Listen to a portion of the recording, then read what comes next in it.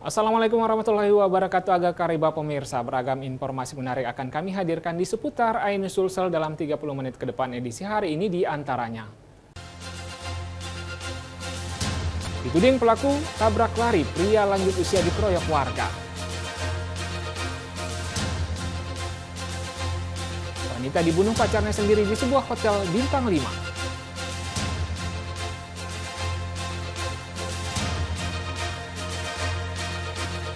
Pasien meninggal, keluarga mengamuk dan melakukan aksi protes. Bersama saya Rusdi Ansor, inilah seputar Ainus Sulsel selengkapnya.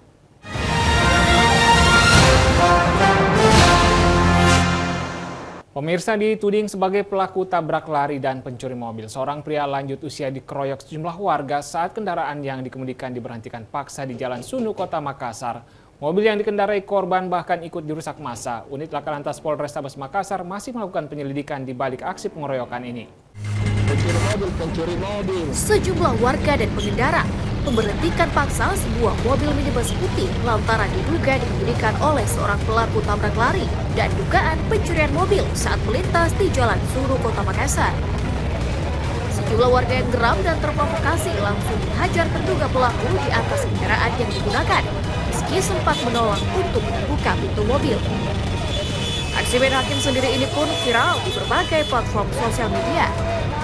Berdasarkan keterangan warga yang berada di lokasi, mobil berwarna putih dengan nomor polisi DD1952VU yang dikemudikan pria lanjut usia bernama Hartu Muros, 60 tahun, diduga baru saja menabrak lalu kabur dan terindikasi kendaraan tersebut merupakan hasil curian.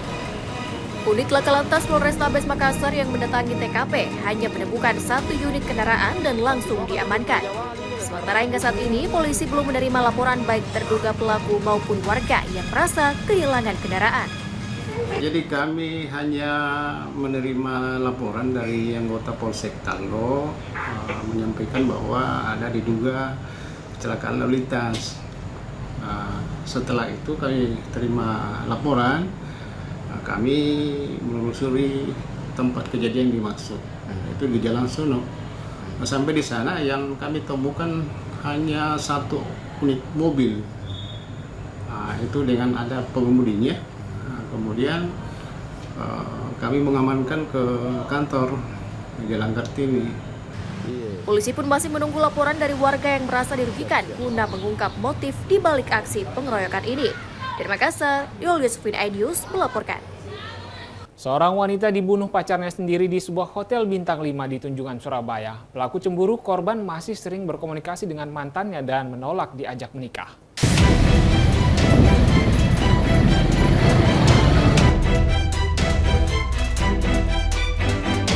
Seorang wanita berusia 25 tahun berinisial MA warga Lumajang, Jawa Timur ditemukan tewas di sebuah kamar hotel bintang 5 di Jalan Tunjungan, Surabaya.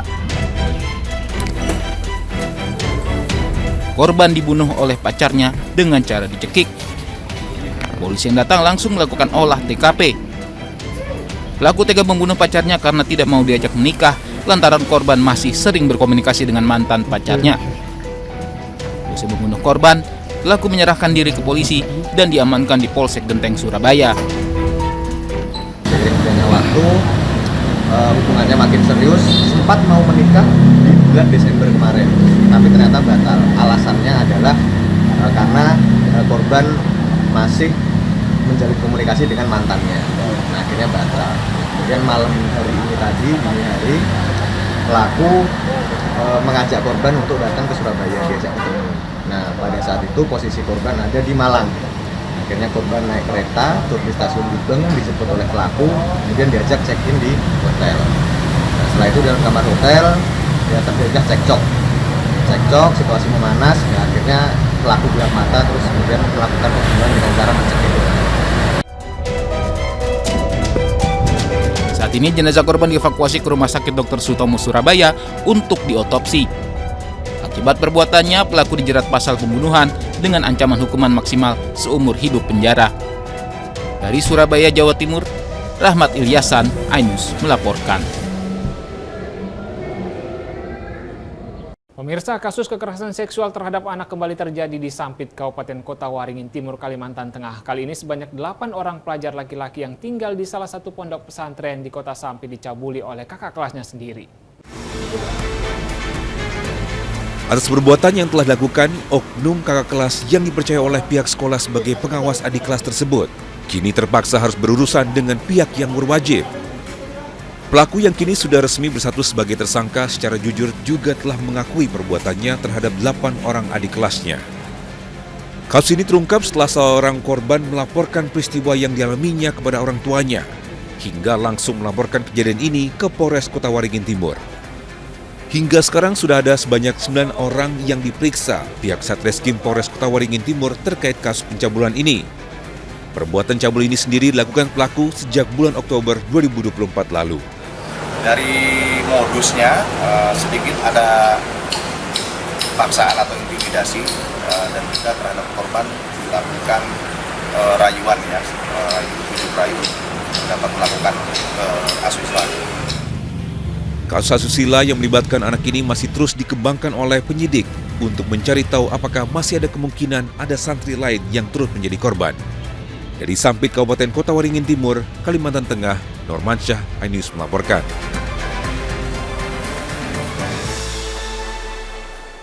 Aksi premanisme kembali terjadi di Kota Makassar. Kali ini pedagang ayam crispy menjadi korban pemalakan preman, bahkan tidak segan mengancam dengan menggunakan senjata tajam. Atas kejadian tersebut, polisi bergerak cepat melakukan penyelidikan.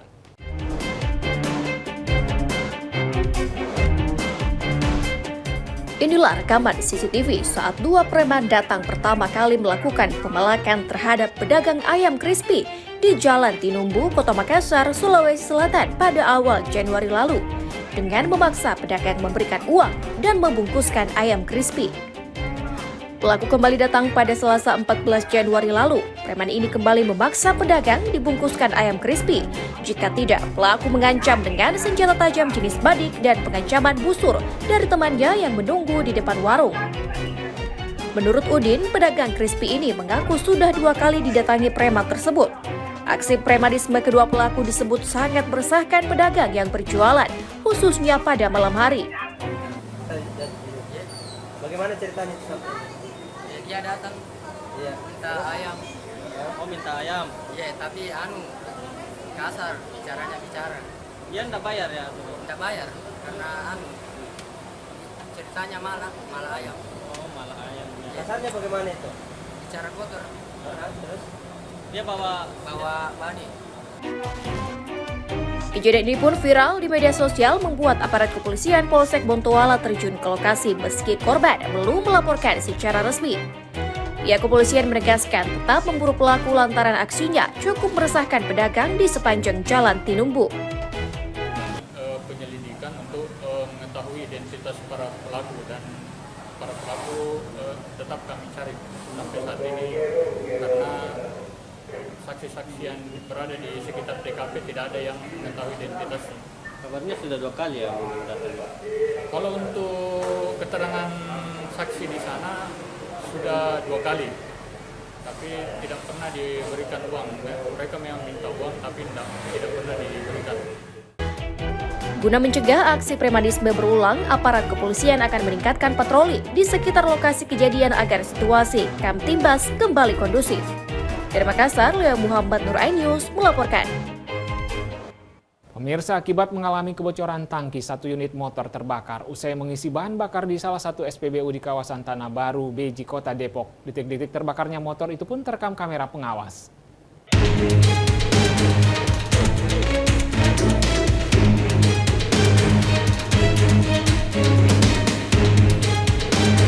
Satu unit sepeda motor terbakar usai mengisi bahan bakar di SPBU 341417 di kawasan Tanah Baru, Beji, Kota Depok, Jawa Barat. Dalam rekaman kamera pengawas terlihat pengendara motor mengisi bahan bakar. Namun usai mengisi bahan bakar tiba-tiba muncul api dari mesin motor tepat berada di bawah tangki. Pengendara pun langsung membawa motornya keluar dari area pengisian yang kemudian dilepaskan sehingga membuat api semakin membesar lantaran tersulut bahan bakar dari tangki motor tersebut. Petugas SPBU pun dengan sigap memadamkan api menggunakan alat pemadam api ringan atau APAR. Salah satu saksi, Rizal, mengatakan api muncul usai pengendara mengisi bensin. Kebakaran diduga lantaran kebocoran tangki motor yang menetes ke busi motor sehingga menimbulkan percikan api. Posisinya itu saya lagi antri mau ngisi bensin juga. Nah, setelah motor ini selesai mengisi, ternyata ada kebocoran di tangkinya itu yang menyebabkan nimbulnya api dari busi, bagian businya itu, karena dia ternyata nggak ada tutup cangklong businya. Meski tak ada korban jiwa dalam peristiwa ini, namun menyebabkan 1 unit motor hangus terbakar. Hingga saat ini, pihak SPBU belum dapat memberikan keterangan resmi lebih lanjut terkait penyebab terbakarnya motor usai mengisi bahan bakar. Dari Depok, Jawa Barat, Yung Rizky, iNews melaporkan.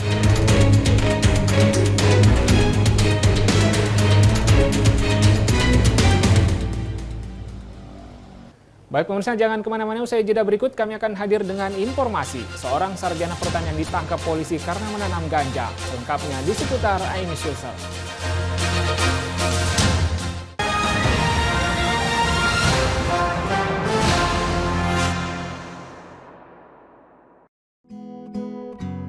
Terkadang hidup terasa berat, tak mengerti akan hidup ini. Namun di balik semua cobaan, Tuhan masih pedulikanmu. Kuatlah hatimu, hadapi masalah. Tegarkan langkahmu, hadapi semua. Terkadang hidup terasa berat, tak mengerti akan hidup ini. Namun di balik semua cobaan, Tuhan masih pedulikanmu.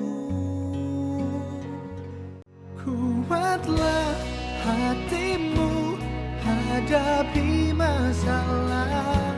Tegarkan langkahmu, hadapi semua. Terkadang hidup terasa berat, tak mengerti akan hidup ini. Namun di balik semua cobaan, Tuhan masih pedulikanmu.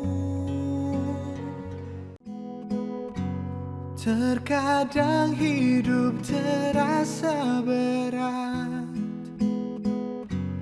tak mengerti akan hidup ini. Namun di balik semua cobaan, Tuhan masih pedulikanmu. Kuatlah hatimu, hadapi masalah. Tegarkan langkahmu, hadapi semua. Terkadang hidup terasa berat, tak mengerti akan hidup ini. Namun di balik semua cobaan, Tuhan masih pedulikanmu. Kuatlah hatimu, hadapi masalah. Tegarkan langkahmu, hadapi semua. Terkadang hidup terasa berat, tak mengerti akan hidup ini. Namun di balik semua cobaan, Tuhan masih pedulikanmu.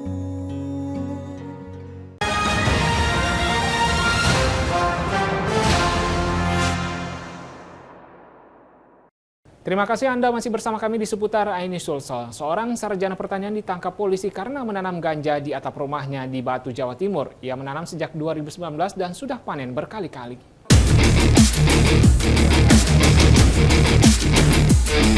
Berbekal kaliannya dalam ilmu pertanian selama kuliah, seorang pemuda membudidayakan puluhan batang tanaman ganja di rumahnya di Malang, Jawa Timur. Namun aksinya terungkap setelah seorang tersangka pengguna narkoba ditangkap polisi di Kota Batu. Dari rumah pelaku, polisi menyita 62 batang tanaman ganja berbagai ukuran. Sebelumnya, ganja tersebut ditanam di lantai 3, sehingga tidak diketahui oleh masyarakat sekitar. Pelaku membudidayakan tanaman ganja sejak 2019 dan sudah panen beberapa kali. Tersangka ini awalnya dia bereksperimen. Dia merupakan lulusan dari mahasiswa budidaya pertanian di salah satu universitas tinggi negeri di Malang Raya. Selain menangkap pengguna dan pengedar ganja, Satreskoba Polres Batu juga menangkap pengedar obat terlarang dan narkoba jenis sabu. Dari Batu, Jawa Timur, Denny Irwansyah, iNews melaporkan.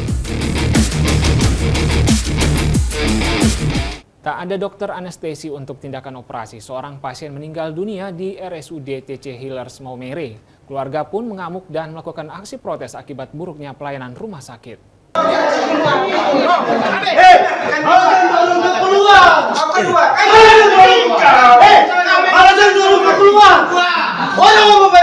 Antonius HP, 54 tahun, warga Kelurahan Kota Uning, Kecamatan Alot, Kabupaten Sika, Nusa Tenggara Timur, meninggal dunia pada Selasa malam di RSUD TC Healers Maumere. Antonius diduga meninggal setelah gagal dioperasi karena tidak adanya dokter anestesi di rumah sakit tersebut. Sebelumnya, korban Antonius mengeluh sakit pada perut bagian kanan bawah pada Kamis 9 Januari 2025. Pihak keluarga memutuskan untuk membawanya ke RSUD TC Healers Maumere saat itu juga. Usai dilakukan pemeriksaan USG, diketahui ususnya sudah pecah dan terinfeksi hingga harus segera dioperasi. Usai menunggu cukup lama tanpa kejelasan, ternyata tindakan operasi tak bisa dilakukan sebab dokter anestesi tidak tersedia di rumah sakit tersebut. Pihak rumah sakit pun sempat menyarankan agar pasien dirujuk ke RS Laratuka atau RSND, namun tidak bisa menjamin keselamatan pasien. Hal ini membuat keluarga geram hingga melakukan aksi protes kepada manajemen rumah sakit karena buruknya pelayanan. Tidak ada, satunya lagi cuti, satunya mengundurkan diri. Ya, sehingga saya bilang kalau begitu jangan cari dokter, kalau begitu ke ICU. Saya bilang bisa cepat, bisa, karena mereka lihat ada lambang DPR-nya. Jadi cepat. Sehingga dokter tidak ada. Pasien ini meninggal. Tidak ada. Berarti pasiennya meninggal sekarang. Iya. Keluarga kecewa Pak dengan sikap rumah sakit yang mungkin. Kecewa. Isak tangis pecah dari istri dan anak-anak korban saat Antonius dipindahkan dari ruang ICU ke ruang jenazah. Jenazah Antonius kini telah disemayamkan di rumah duka di Kelurahan Kota Uning. Hingga kini, belum ada pernyataan atau keterangan resmi dari pihak manajemen RSUD TC Healers Maumere terkait peristiwa tersebut. Dari Sika, Jody Nura, iNews melaporkan.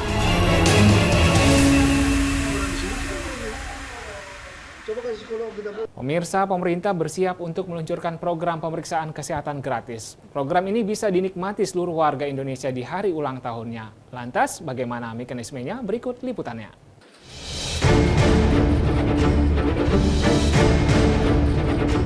Pemerintahan Prabowo Gibran kembali memberikan kado bagi warga Indonesia. Kali ini, warga Indonesia yang berulang tahun akan mendapatkan kado berupa pemeriksaan gratis.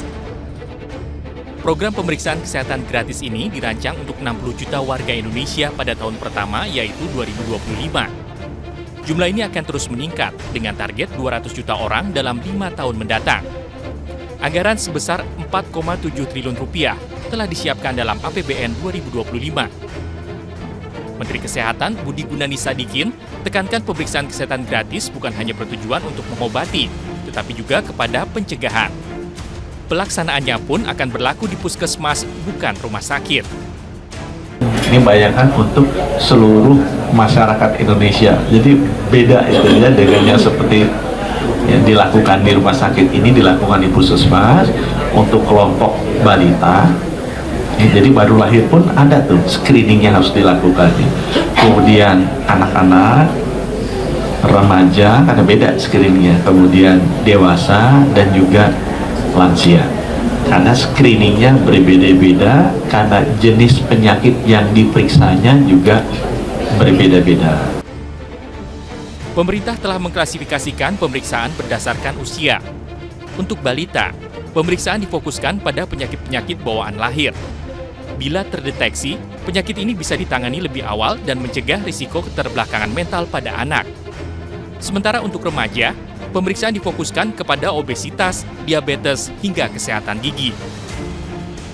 Sedangkan untuk usia dewasa, pemeriksaan berfokus pada deteksi dini kanker, seperti kanker payudara, leher rahim, paru, dan usus besar. Penyakit hipertensi juga menjadi salah satu perhatian pemerintah. Tidak hanya itu, kesehatan jiwa juga masuk dalam fokus pemeriksaan. Untuk warga lanjut usia, pemeriksaan menitik beratkan pada kondisi kesehatan yang berkaitan dengan proses penuaan seperti Alzheimer, osteoporosis, dan stroke. Untuk menikmati program ini, warga harus mendaftarkan diri di aplikasi Satu Sehat. Nanti bila sudah terdaftar, warga bisa datang ke puskesmas atau fasilitas kesehatan terdekat dan menunjukkan kartu identitas. Nantinya, bila sudah terverifikasi, mereka bisa menikmati pemeriksaan kesehatan lengkap secara gratis. Rencananya program pemeriksaan kesehatan gratis akan dimulai bertahap pada Februari 2025. Pemerintah berharap program ini bisa meningkatkan harapan hidup rakyat Indonesia. Tim Liputan iNews melaporkan.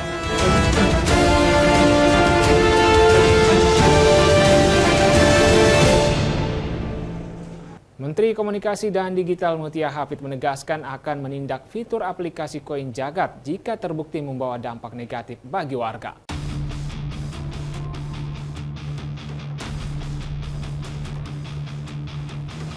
Fenomena berburu koin jagat ini telah terjadi di berbagai kota besar seperti Jakarta, Bandung, Surabaya, dan Bali. Koin jagat disebar di sejumlah tempat seperti di taman kota. Para pemburu koin tak peduli pagi, siang, atau malam, bahkan seakan tak mempedulikan keselamatan diri sendiri dan orang lain. Hal ini lantaran aplikasi Koin Jagat membuat challenge, di mana pengguna bisa menemukan informasi keberadaan koin dengan mengajak teman untuk daftar aplikasi dan mencari koin bersama yang memiliki nilai tukar uang berbeda-beda. Sayangnya, aksi berburu koin ini berdampak pada rusaknya sejumlah fasilitas umum. Tak hanya di sekitar taman, warga juga mencari koin di tepi jalan hingga berjam-jam. Fenomena pencarian koin jagat ini membahayakan anak-anak dan bisa merusak fasilitas publik. Menteri Komunikasi dan Digital Mutia Hafid menegaskan pihaknya akan mengkaji aplikasi tersebut jika bertentangan dengan aturan dan berdampak negatif bagi warga. Maka pihaknya akan menindak aplikasi tersebut.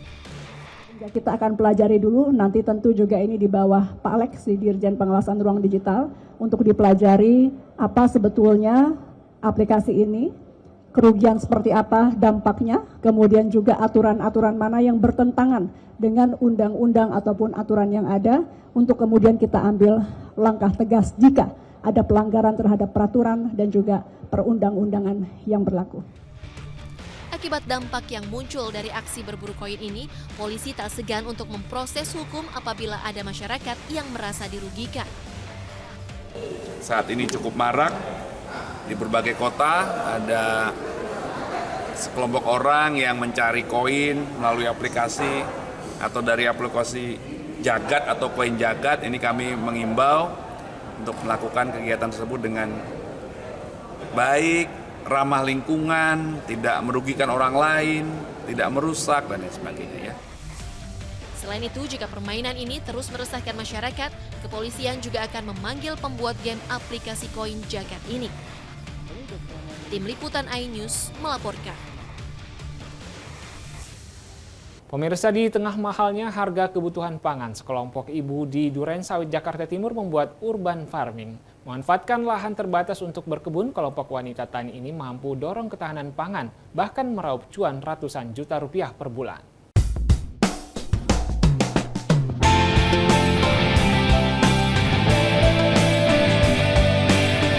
Di tengah jeritan mahalnya komoditi pangan, ibu-ibu yang tergabung dalam kelompok wanita tani di Syafa di Malakasari, Kecamatan Durensawit, Jakarta Timur, memilih mandiri pangan dengan melakukan urban farming.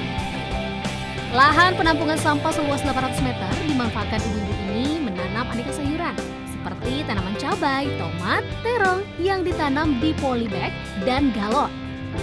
Sementara aneka sayuran organik seperti kale, selada hingga seledri dibudidayakan di greenhouse menggunakan teknologi Internet of Things (IoT) atau atur kelembapan, suhu, pemupukan dan juga nutrisi. Setelah lebih dari 1 bulan, aneka sayuran ini bisa dipanen untuk dikonsumsi. Selain dikonsumsi sendiri, hasil panen berlimpah ini dijual ke warga dengan harga yang tentunya lebih murah dari pasaran. Sangat membantu sekali karena dari segi harga di sini lebih murah, terus kualitasnya lebih bagus karena ini benar-benar organik kalau di sini. Jadi tanpa pestisida, tanpa itu, jadi semuanya pengolahan organik. Sayuran-sayuran yang saya dapatkan yang mungkin kadang di pasaran nggak ada gitu, saya dapatkan di sini gitu. Dengan kreativitas dan inovasi, ibu-ibu ini bisa menambah penghasilan dengan mengolah hasil panen hidroponik menjadi camilan keripik sayuran bernilai ekonomis. Tak tanggung-tanggung, mereka mampu meraup omset hingga 125 juta rupiah per bulan. Bisa mengambil hasil panen yang kami tanam, kemudian kami produksi kembali menjadi catering, bisa untuk produk-produk olahan kami, dan itu bisa mengurangi kos belanja kami. Ternyata ketahanan pangan itu bisa kami lebih maksimalkan lagi itu dengan memulai membibit cabai tadi ya. Dari hanya mulai pembibitan ini kami sudah continue adanya permintaan dari khususnya hanya seluruh DKI Jakarta aja itu 1 minggu itu bisa 1000 pembibitan. Di tengah keterbatasan lahan, urban farming pun hadir sebagai solusi inovatif tingkatkan ketahanan pangan sekaligus oase hijau di tengah hiruk-pikuk kota. Dari Jakarta, Tim Liputan iNews melaporkan. Informasi tadi menutup jumpa kita di seputar iNews Sulsel hari ini. Saya Rusdi Ansor pamit undur diri. Selamat beraktivitas. Salam kita pada salama. Wassalamualaikum warahmatullahi wabarakatuh.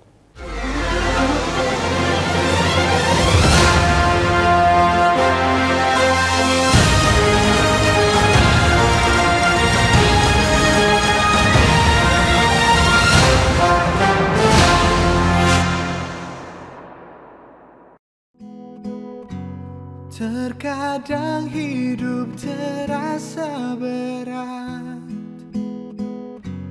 tak mengerti akan hidup ini. Namun di balik semua cobaan, Tuhan masih pedulikanmu. Kuatlah hatimu hadapi masalah, tegarkan langkahmu hadapi semua. Terkadang hidup terasa berat, tak mengerti akan hidup ini. Namun di balik semua cobaan, Tuhan masih pedulikanmu.